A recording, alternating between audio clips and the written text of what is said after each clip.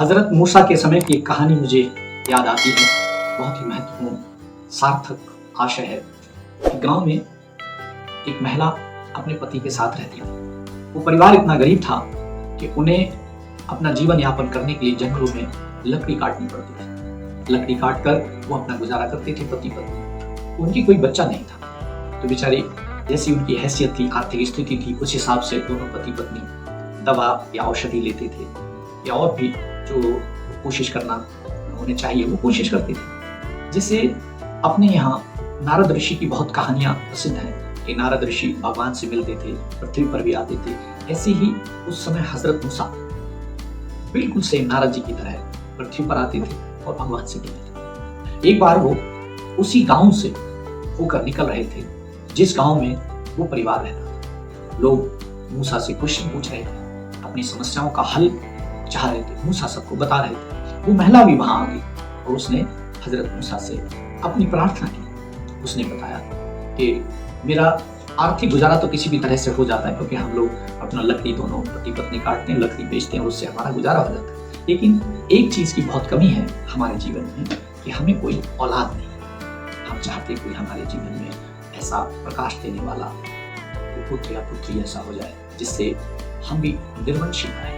ये जो कलंक है बांझ होने का, वो मेरे सर से उतर जाए। कुछ ऐसी आप प्रार्थना मेरे जीवन के लिए कर दीजिए, कुछ ऐसी युक्ति आप बता दीजिए जिससे मैं भी संतानवान हो जाऊं। हजरत मूसा ने कहा कि मैं इसका जवाब भगवान से पूछकर आपको बताऊंगा कि आपके नसीब में औलाद है, संतान है या नहीं।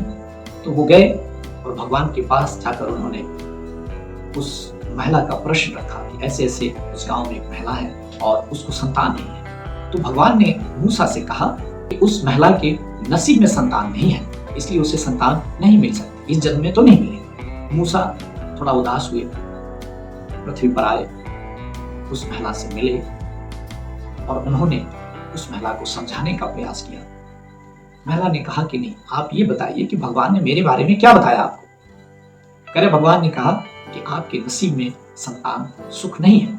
महिला मन में थोड़ी पीड़ित हुई, लेकिन फिर भी उसने हौसला रखा और मन में एक वाक्य दोहराया कि मेरा ईश्वर, मेरा भगवान इतना निर्दयी नहीं है। उस पूरी पृथ्वी को उसने बनाया, तो क्या मुझे संतान नहीं देगा? अवश्य देगा। और ऐसा दृढ़ निश्चय करके वो अपने काम में फिर लग गई। एक बार जंगल में लकड़ी काटते समय उसके पति को प्यास लगी। उसने पानी मांगा तो उसकी पत्नी बोली कि आप थोड़ी देर ठहरो, मैं अभी कोई झरना या तालाब खोजती हूँ। तो पति बोला नहीं, मैं जाता हूँ। महिला बोली नहीं, तब तक आप लकड़ी काटो, मैं जाती हूँ।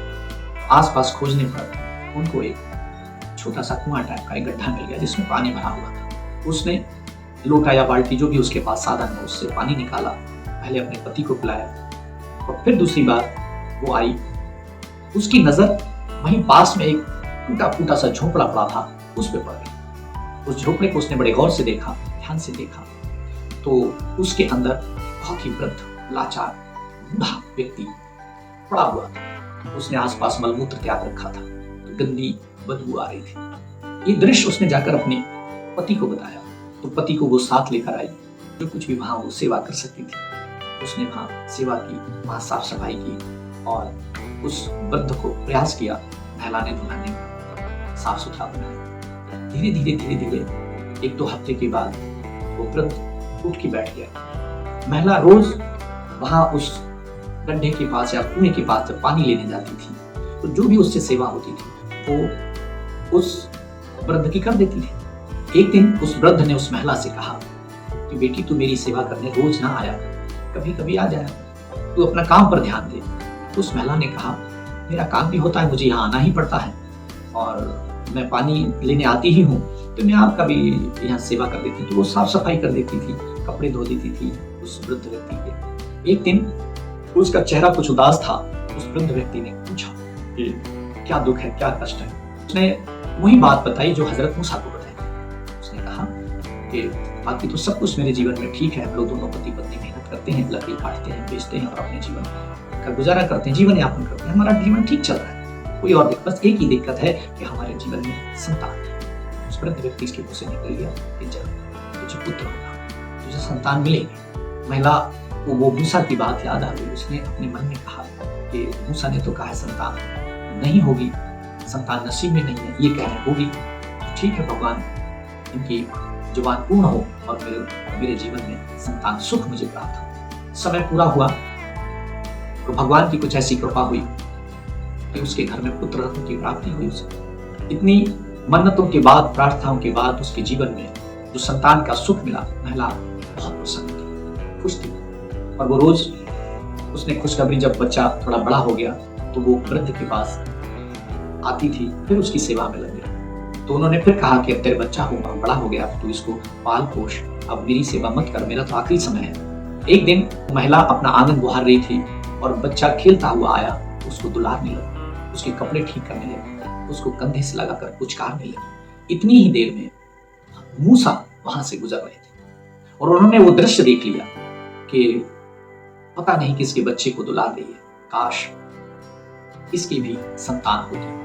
उन्होंने जो ये शब्द कहा बुदबुदाते हुए, काश इसकी भी कोई संतान होती, उस महिला ने वो शब्द सुन लिया। वो झाड़ू लगा रही थी, झाड़ू लेकर मूसा के पास दौड़ी और उसने मूसा से कहा, ये किसी और का बच्चा नहीं है, ये मेरा ही बच्चा है, जो तुझे किसी और का बच्चा दिखाई। तूने तो कहा था कि इसके नसीब में बच्चा नहीं है, ये मेरा ही बच्चा है। मूसा वहां से दौड़ के भागे और ये बात तुमको बहुत खराब लगी, मन में बड़ा क्रोधित हुई कि भगवान ने तो कहा था कि इसके नसीब में बच्चा नहीं है और इसके बच्चा हो गया। वो सब काम छोड़ करके सीधे भगवान के पास गए और मूसा ने उनसे कहा, यही वाली सारी घटना बताई कि आपने कहा था कि उसके नसीब में बच्चा नहीं है और उसके नसीब में बच्चा है ही नहीं, मैं प्रत्यक्ष देख करके आया हूं, ये कैसे संभव हुआ, इसका जवाब चाहिए। भगवान मूसा से कहते हैं, थोड़ी शांति रखो, उसका भी जवाब हम आपको दे देंगे। कुछ देर सोचने के बाद उन्होंने मूसा से कहा कि आप एक कटोरी और एक चाकू ले आओ। कटोरी और चाकू आया, उन्होंने कहा कि पृथ्वी पर जाओ और भिक्षा में जिस व्यक्ति से भी आप याचना करो उससे कहना कि ये चाकू है, ये कटोरी है, आपके शरीर का मांस आपकी इच्छा से चाहिए, मुझे मांग के लेके आओ। मूसा बोले, ये कौन बड़ी बात, मैं अभी गया और अभी आया। बोले जाओ, क्योंकि उस समय जब भगवान ने ये कहा था उस महिला के नसीब में संतान सुख नहीं है, तो उस समय मूसा ने भी प्रार्थना की थी कि प्रभु ये तो अनर्थ हो जाएगा, आप उसको बच्चा दीजिए। उस समय भगवान ने उनकी प्रार्थना सुनी कर दी। अब इधर मूसा जो है वो कटोरी और चाकू लेकर के पृथ्वी पर आए। जिस मनुष्य से भी वो याचना करते हैं कि भगवान के नाम पर अपनी इच्छा से आप भिक्षा में मुझे अपने शरीर का मांस दे दो, तो लोग आग बबूला हो जाते हैं। ऐसा भी भगवान है जो शरीर का मांस मांग रहा है, ये पागल हो गया है मूसा। कुछ लोग उन्हें पत्थर मार देते। ऐसे 6 महीने हो गए बीते। मूसा भगवान से कह के आए कि थे कि मैं अभी आया आपके पास मांस लेकर के, और यहाँ 6 महीने हो गए। मूसा की हालत बुरी हो गई, लोगों ने पत्थर मारे, मार के भगाया और कपड़े फाड़ दिए। ऐसी बुरी हालत जब मूसा की हो गई तो मूसा जो है एक जगह सोचे, अब मैं जंगल में जाकर कहीं छुप कर बैठ जाता हूँ। इतनी ग्लानि उनको लगी, मूसा इतने परेशान हो गए थे, उनको जंगल में प्यास लगी। इत्तेफाक से वो उसी बावड़ी पर, उसी गड्ढे पर, उसी कुएं पर पहुंच गए जिस कुएं पर वो महिला पानी भरा करती थी। अपनी प्यास बुझाने के लिए वहां पहुंचे, वहां साधन था, उन्होंने बाल्टी से पानी भरा और पानी पिया। और पानी पीने के बाद उनको पास में जो झोपड़ी थी, उन्होंने कहा ये झोपड़ी रहने के लिए अच्छी है, चलो इसी में अब कुछ समय बिताते हैं, भगवान के पास हम क्या मुंह लेकर जाएंगे। जैसे ही उन्होंने उस झोपड़ी के अंदर झांक कर देखा तो देखा कि वो वृद्ध आदमी है वहां, क्योंकि महिला कुछ समय से आई नहीं थी तो फिर वैसी ही गंदगी हो गई, फिर वो अस्वस्थ से होने लगे। तो मूसा ने अपनी नाक बंद कर और वहां से वापस हुए। उस वृद्ध व्यक्ति ने मूसा को आवाज दी, कौन है, यहाँ क्यों आए हो। मूसा आए, उन्होंने अपना परिचय दिया, कहा कि मैं मूसा, और ऐसी उन्होंने सारी स्टोरी अपनी बता दी। उन्होंने कहा मैं ऐसी परेशानी में हूं। तो वो वृद्ध व्यक्ति बोलता है कि बस इतनी सी बात है, इतनी सी बात के लिए आप परेशान हो कि भगवान ने स्वेच्छा से एक कटोरी मांस मांगा है, लाओ अपनी कटोरी दो और चाकू मुझे दो।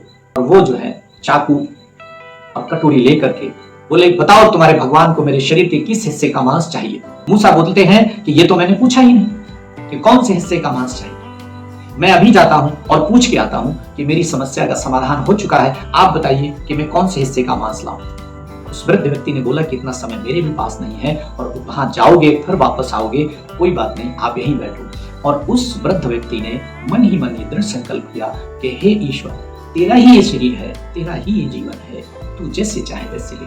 तेरी इच्छा इस तरह से हुई तो इसी तरह से सही। और उसने अंगूठे से मांस निकालना शुरू किया और वहां रखा गया हर एक अंग का मांस निकाल कर उसने कटोरी में रख दिया और मूसा से कहा कि लेके जाओ, आप जाकर भगवान को देना और कहना ऐसी ऐसी जगह मुझे ये मांस मिला। जब मूसा उस कटोरी को लेकर के भगवान के पास पहुंचे तो उन्होंने बड़ा आश्चर्य से, भगवान ने मूसा से प्रश्न किया कि मूसा कुछ समझे आप? बोले भगवान अभी तक तो नहीं समझा। बोले उस औरत के नसीब में बच्चा नहीं था, इसी वृद्ध व्यक्ति ने मुझसे कहा था कि उसको बच्चा दो जिसने तुम्हें एक कटोरी मांस दिया है।